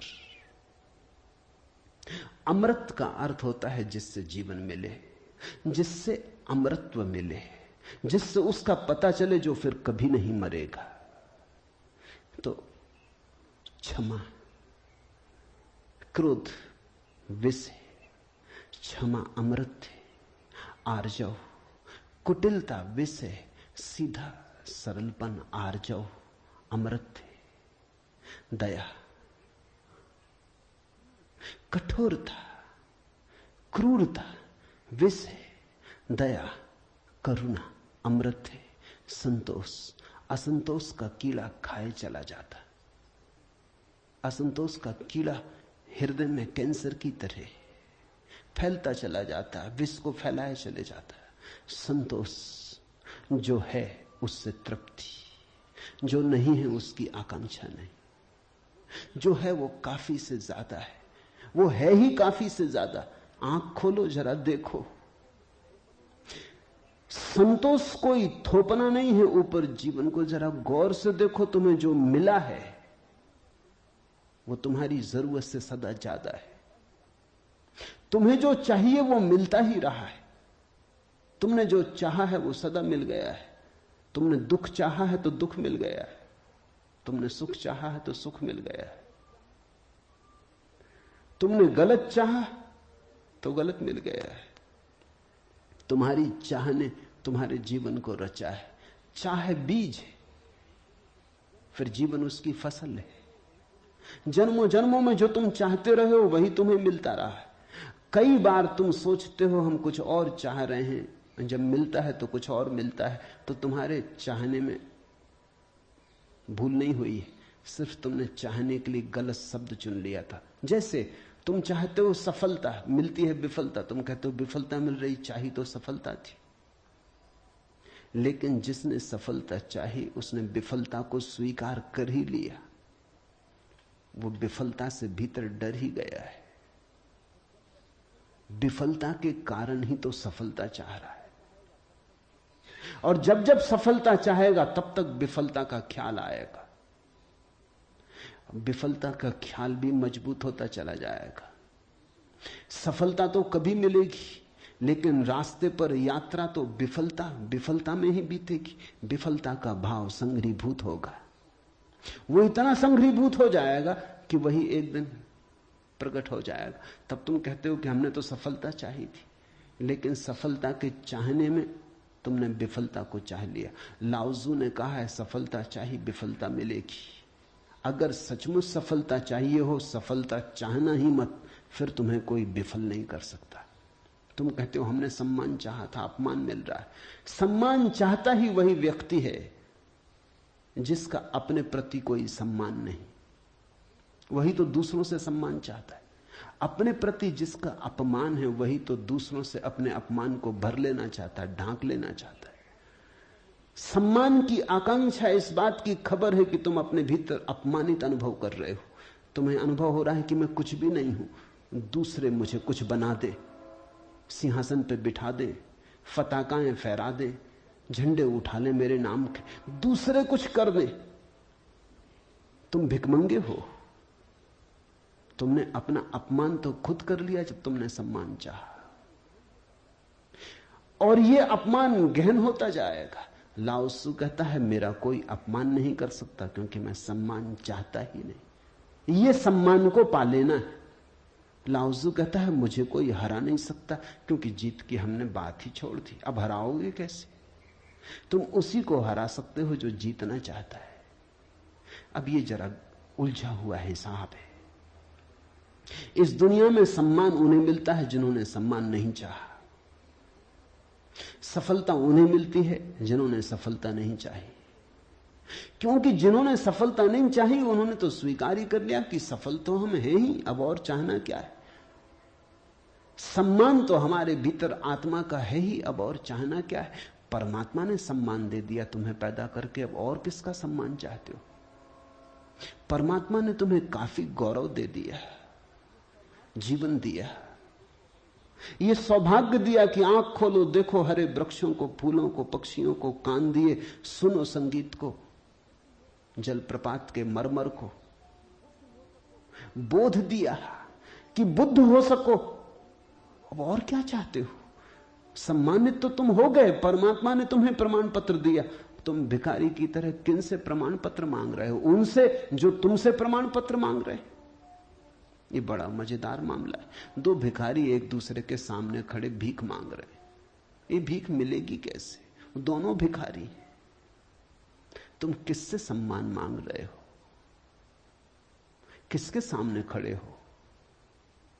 ये अपमान कर रहे हो तुम अपना, और यही अपमान गहन होता जाएगा। संतोष का अर्थ होता है देखो जो तुम्हारे पास है, देखो जरा आंख खोल के जो तुम्हें मिला ही है। ये अष्टावक्र की बड़ी बहुमूल्य कुंजी है, ये धीरे धीरे तुम्हें साफ होगी। अष्टावक्र की दृष्टि बड़ी क्रांतिकारी है, बड़ी अनूठी, जड़ मूल से क्रांति की है। संतोष और सत्य को अमृत के समान सेवन कर, क्योंकि असत्य के साथ जो जिएगा वो असत्य होता चला जाएगा। जो असत्य को बोलेगा, असत्य को जिएगा, स्वभावतः असत्य से घिरता चला जाएगा। उसके जीवन से संबंध विच्छिन्न हो जाएंगे, जड़ें टूट जाएंगी। परमात्मा में जड़ें चाहते हो तो सत्य के द्वारा ही वे जड़ें हो सकती हैं। प्रामाणिकता और सत्य के द्वारा ही तुम परमात्मा से जुड़ सकते हो। परमात्मा से टूटना है तो असत्य का धुआं पैदा करो, असत्य के बादल अपने पास बनाओ। जितने तुम असत्य होते चले जाओगे उतने परमात्मा से दूर होते चले जाओगे। तू न पृथ्वी है, न जल है, न वायु है, न आकाश है। मुक्ति के लिए आत्मा को, अपने को, इन सब का साक्षी चैतन्य जान। सीधी सीधी बातें, भूमिका भी नहीं। अभी दो वचन नहीं बोले अष्टावक्र ने कि ध्यान आ गया, कि समाधि की बात आ गई। जानने वाले के पास समाधि के अतिरिक्त और कुछ जताने को है भी नहीं। वो दो वचन भी बोले, क्योंकि एकदम से अगर समाधि की बात होगी तो शायद तुम चौंक ही जाओगे, समझ ही ना पाओगे। मगर दो वचन और सीधी समाधि की बात आ गई। अष्टावक्र 7 कदम भी नहीं चलते, बुद्ध तो 7 कदम चले, 8वें कदम पे समाधि। अष्टावक्र तो पहला कदम ही समाधि का उठाते। तू न पृथ्वी है, न जल, न वायु, न आकाश। ऐसी प्रतीति में अपने को थिर कर। मुक्ति के लिए आत्मा को, अपने को, इन सब का साक्षी चैतन्य जान। साक्षी सूत्र है, इससे महत्वपूर्ण सूत्र और कोई भी नहीं। देखने वाले बनो, जो हो रहा है उसे होने दो, उसमें बाधा डालने की जरूरत नहीं। ये देह तो जल है, मिट्टी है, अग्नि है, आकाश है। तुम इसके भीतर तो वो दिए हो जिसमें ये सब जल, अग्नि, मिट्टी, आकाश, वायु प्रकाशित हो रही। तुम दृष्टा हो। इस बात को गहन करो। साक्षिणाम चिद्रूपम आत्मानम विद्धि। ये इस जगत में सर्वाधिक बहुमूल्य सूत्र है। साक्षी बनो। इसी से होगा ज्ञान, इसी से होगा वैराग्य, इसी से होगी मुक्ति। प्रश्न 3 थे, उत्तर 1 है। यदि तू देह को अपने से अलग कर और चैतन्य में विश्राम कर स्थित है, तो तू अभी ही सुखी, शांत और बंध मुक्त हो जाएगा। इसलिए मैं कहता हूं यह जड़ मूल से क्रांति है। पतंजलि इतनी हिम्मत से नहीं कहते कि अभी ही। पतंजलि कहते हैं करो अभ्यास, यम नियम साधो, प्राणायाम, प्रत्याहार, आसन शुद्ध करो। जन्म जन्म लगेंगे तब सिद्धि है। महावीर कहते हैं पंच महाव्रत, और तब जन्म जन्म लगेंगे, तब होगी निर्जरा, तब कटेगा जाल कर्मों का। सुनो अष्टावक्र को। यदि देहम पृथकृत्य चित्ति विश्राम्य तिष्ठसि अधुनैव सुखी शांतो बंध मुक्तो भविष्यसि। अधुनैव, अभी, यहीं, इसी क्षण। यदि तू देह को अपने से अलग कर और चैतन्य में विश्राम कर स्थित है, अगर तूने एक बात देखनी शुरू कर दी कि ये देह मैं नहीं हूं, मैं करता और भोगता नहीं हूं, ये जो देखने वाला मेरे भीतर छिपा है, जो सब देखता है। बचपन था कभी तो बचपन देखा, फिर जवानी आई तो जवानी देखी, फिर बुढ़ापा आया तो बुढ़ापा देखा। बचपन नहीं रहा तो मैं बचपन तो नहीं हो सकता। आया और गया, मैं तो हूं। जवानी नहीं रही तो मैं जवानी तो नहीं हो सकता। आई और गई, मैं तो हूं। बुढ़ापा आया, जा रहा है, तो मैं बुढ़ापा नहीं हो सकता, क्योंकि जो आता है जाता है वो मैं कैसे हो सकता हूं। मैं तो सदा हूं। जिस पे बचपन आया, जिस पे जवानी आई, जिस पे बुढ़ापा आया, जिस पे 1000 चीजें आई और गईं, मैं वही शाश्वत हूं। स्टेशनों की तरह बदलती रहती बचपन, जवानी, बुढ़ापा, जन्म। यात्री चलता जाता। तुम स्टेशन के साथ अपने को एक तो नहीं समझ लेते। पूना की स्टेशन पर तुम ऐसा तो नहीं समझ लेते कि मैं पूना हूं। फिर पहुंचे मनमाड़ तो ऐसा तो नहीं समझ लेते कि मैं मनमाड़ हूं। तुम जानते हो कि पूना आई गई, मनमाड़ आया गया। तुम तो यात्री हो, तुम तो दृष्टा हो जिसने पूना देखी, पूना आई। जिसने मनमाड़ देखा मनमाड़ आया। तुम तो देखने वाले हो। तो पहली बात, जो हो रहा है उसमें से देखने वाले को अलग कर लो, देह को अपने से अलग कर, और चैतन्य में विश्राम। और करने योग्य कुछ भी नहीं है। जैसे लाओत्सु का सूत्र है समर्पण, वैसे अष्टावक्र का सूत्र है विश्राम, रेस्ट। करने का कुछ भी नहीं है। मेरे पास लोग आते हैं, वो कहते हैं ध्यान कैसे करें। वो प्रश्न ही गलत पूछ रहे हैं। गलत पूछते हैं तो मैं उनको कहता हूं करो। क्या करोगे? तो उनको बता देता हूं कि करो, कुछ ना कुछ तो करना ही पड़ेगा। अभी तुम्हें करने की खुजलाहट है तो उसे तो पूरा करना होगा। खुजली है तो क्या करोगे? बिना खुजाए नहीं बनता। लेकिन धीरे धीरे उनको करवा करवा के थका डालता हूं। फिर वो कहते हैं अब इससे छुटकारा दिलवाओ। अब कब तक ये करते रहे? उनको तो मैं तो पहले ही राजी था, लेकिन तुम्हें समझने में जरा देर लगी। अब विश्राम करो। ध्यान का आत्यंतिक अर्थ विश्राम है। चित्ती विश्राम में तिष्ठसि, जो विश्राम में ठहरा देता अपने चेतना को, जो होने मात्र में ठहर जाता, कुछ करने को नहीं। क्योंकि जिसे तुम खोज रहे हो वो मिला ही हुआ है। क्योंकि जिसे तुम खोज रहे हो उसे कभी खोया ही नहीं, उसे खोया नहीं जा सकता। वही तुम्हारा स्वभाव है। अयम आत्मा ब्रह्म, तुम ब्रह्म हो, अनल हक, तुम सत्य हो। कहां खोजते हो? कहां भागे चले जाते हो? अपने को ही खोजने कहां भागे चले जाते हो? रुको, ठहरो।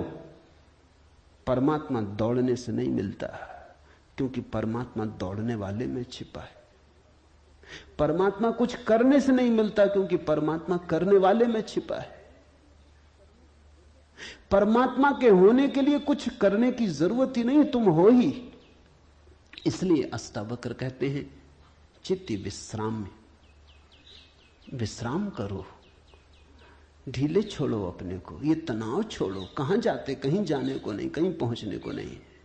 और चैतन्य में विश्राम, तो तू अभी ही इसी क्षण अधुनैव सुखी शांत और बंध मुक्त हो जाएगा। अनूठा है वचन, नहीं कोई और शास्त्र इसका मुकाबला करता है। तू ब्राह्मण आदि वर्ण नहीं, और न तू कोई आश्रम वाला है, और न आंख आदि इंद्रियों का विषय। असंग और निराकार तू सबका विश्व का साक्षी है, ऐसा जानकर सुखी हो। अब ब्राह्मण कैसे टीका लिखे? तू ब्राह्मण आदि वर्ण नहीं। अब हिंदू इस शास्त्र को कैसे सिर पे उठाएं? क्योंकि उनका तो सारा धर्म वर्ण और आश्रम पे खड़ा है। और ये तो पहले से ही अष्टावक्र जड़ काटने लगे। वो कहते हैं तू कोई ब्राह्मण नहीं है, न कोई शूद्र है, न कोई क्षत्रिय है। ये सब बकवास है, ये सब ऊपर के आरोपण है, ये सब राजनीति और समाज का खेल है। तू तो सिर्फ ब्रह्म है, ब्राह्मण नहीं, क्षत्रिय नहीं, शूद्र नहीं। तू ब्राह्मण आदि वर्ण नहीं, और न तू कोई आश्रम वाला है, और न तो यह है कि तू ब्रह्मचर्य आश्रम में है कि गृहस्थाश्रम में है कि वानप्रस्थ की संन्यास। कोई आश्रम वाला नहीं है। तू तो इन सारी स्थानों के भीतर से गुजरने वाला दृष्टा साक्षी। अष्टावक्र की गीता हिंदू दावा नहीं कर सकते हमारी। अष्टावक्र की गीता सबकी है। अगर अष्टावक्र के समय में मुसलमान होते, हिंदू होते, ईसाई होते, तो उन्होंने कहा होता न तू हिंदू है, न तू ईसाई है, न तू मुसलमान है। अब ऐसे अष्टावक्र को कौन मंदिर बनाए? इसके लिए कौन इसके शास्त्र को सिर पे उठाए? कौन दावेदार बने? क्योंकि ये सभी का निषेध कर रहे हैं। मगर ये सत्य की सीधी घोषणा है, असंग और निराकार तू सबका विश्व का साक्षी है, ऐसा जानकर सुखी हो। अष्टावक्र ये नहीं कहता कि ऐसा तुम जानोगे तो फिर सुखी होगे। वचन को ठीक से सुनना। अष्टावक्र कहते हैं ऐसा जानकर सुखी हो। न त्वम विप्रादिको वर्णो नाश्रमी नाक्ष गोचरा असंगो असि निराकारो विश्व साक्षी सुखी भव। सुखी भव, अभी हो सुखी। जनक पूछते हैं कैसे सुख होगा, कैसे बंधन मुक्ति होगी, कैसे ज्ञान होगा। अष्टावक्र कहता है अभी हो सकता, क्षण मात्र की भी देर करने की कोई जरूरत नहीं है। इसे कल पर छोड़ने का कोई कारण नहीं, स्थगित करने की कोई जरूरत नहीं। ये घटना भविष्य में नहीं घटती, या तो घटती है अभी या कभी नहीं घटती। जब घटती है तब अभी घटती है, क्योंकि अभी के अतिरिक्त कोई समय ही नहीं है। भविष्य कहां है? जब आता है तब अभी की तरह आता है। तो जो भी ज्ञान को उत्पन्न हुए हैं अभी उत्पन्न हुए हैं। कभी पर मत छोड़ना, वो मन की चालाकी है। मन कहता है इतने जल्दी कैसे हो सकता है, तैयारी तो कर ले। मेरे पास लोग आते हैं, वो कहते हैं संन्यास लेना, लेंगे कभी? कभी कभी ना लोगे। कभी पर टाला तो सदा के लिए टाला, कभी आता ही नहीं। लेना हो तो अभी, अभी के अतिरिक्त कोई समय ही नहीं है। अभी है जीवन, अभी है मुक्ति, अभी है अज्ञान, अभी है ज्ञान, अभी है निद्रा, अभी हो सकता जागरण। कभी क्यों? कठिन होता मन को, क्योंकि मन कहता है तैयारी तो करने दो। मन कहता है कोई भी काम तैयारी के बिना कैसे घटता। आदमी को विश्वविद्यालय से प्रमाण पत्र लेना है तो वर्षों लगते, डॉक्टरेट करनी है तो 20-25 साल लग जाते, मेहनत करते करते फिर आदमी आके डॉक्टर हो पाता। अभी कैसे हो सकते? अष्टावक्र भी जानते, दुकान करनी हो तो अभी थोड़ी खुल जाएगी।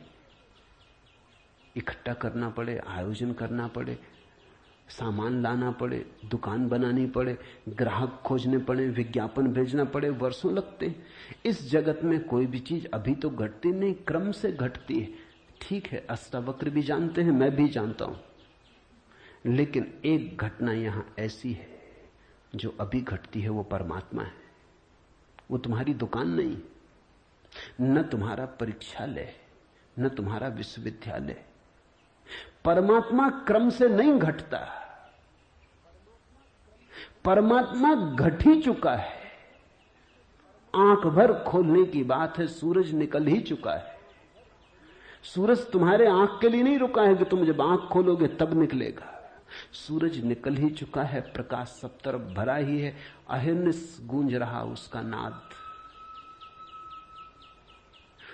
ओंकार की ध्वनि सब तरफ गूंज रही है, सतत अनाहत चारों तरफ गूंज रहा है। खोलो कान, खोलो आंख। आंख खोलने में कितना समय लगता है, उतना समय भी परमात्मा को पाने में नहीं लगता। पल तो लगता, पलक के झपने में। पल का अर्थ ही होता है जितना समय पलक को झपने में लगता उतना पल, मगर परमात्मा को पाने में पल भी नहीं लगता।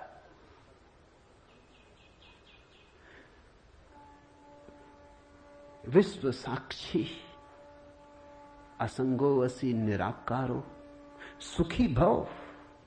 अभी हो सुखी। उधार नहीं है अष्टावक्र का धर्म, नगद, कैश।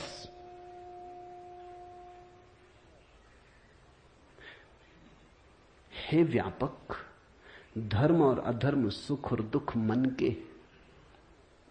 धर्म और अधर्म, सुख और दुख मन के, तेरे लिए नहीं। तू न करता है न भोगता है, तू तो सर्वदा मुक्ति ही है। मुक्ति हमारा स्वभाव है, ज्ञान हमारा स्वभाव है, परमात्मा हमारा होने का ढंग है, हमारा केंद्र है, हमारे जीवन की श्वास है, हमारा होना है। धर्मो अधर्मो सुखम दुखम मान सानी नते विभो। अष्टावक्र कहते हैं, हे व्यापक, हे विभावान, हे विभूति संपन्न, धर्म और अधर्म, सुख और दुख मन के, ये सब मन की ही तरंगे। बुरा किया, अच्छा किया, पाप किया, पुण्य किया, मंदिर बनाया, दान दिया, सब मन के। न कर्तासी न भोक्तासी मुक्त एवासी सर्वदा। तू तो सदा मुक्त है, तू तो सर्वदा मुक्त है। मुक्ति कोई घटना नहीं है जो हमें घटानी। मुक्ति घट चुकी है हमारे होने में। मुक्ति से बना है ये अस्तित्व, इसका रोआ रोआ रंच रंच मुक्ति से निर्मित है। मुक्ति है धातु जिससे बना है सारा अस्तित्व। स्वतंत्रता स्वभाव है ये उद्घोषणा। बस समझी कि क्रांति घट जाती है, समझने के अतिरिक्त तो कुछ करना नहीं। ये बात ख्याल में उतर जाए, तुम सुन लो इसे मन भर के बस। तो आज इतना ही कहना चाहूंगा। अष्टावक्र को समझने की चेष्टा भर करना। अष्टावक्र में करने का कोई इंतजाम नहीं है, इसलिए तुम ये मत सोचना कि अब कोई तरकीब निकलेगी जो हम करेंगे। अष्टावक्र कुछ करने को कहते ही नहीं। तुम विश्राम से सुन लो, करने को कुछ होने वाला ही नहीं है। इसलिए तुम कॉपी वगैरह नोटबुक लेके मत आना कि लिख लेंगे, कुछ आएगा सूत्र तो नोट कर लेंगे, करके देख लेंगे। करने का यहां कुछ काम ही नहीं है। इसलिए तुम भविष्य की फिक्र छोड़ के सुनना, तुम सिर्फ सुन लेना। तुम सिर्फ मेरे पास बैठ के शांत भाव से सुन लेना, विश्राम में सुन लेना। सुनते सुनते तुम मुक्त हो जा सकते हो। इसलिए महावीर ने कहा है कि श्रावक मुक्त हो सकता है सिर्फ सुनते सुनते। श्रावक का अर्थ होता है जो सुनते सुनते मुक्त हो जाए। साधु का तो अर्थ ही इतना है कि जो सुन सुन के मुक्त ना हो सका, थोड़ा कमजोर बुद्धि का है, कुछ करना पड़ा। सिर्फ कोड़े की छाया काफी न थी,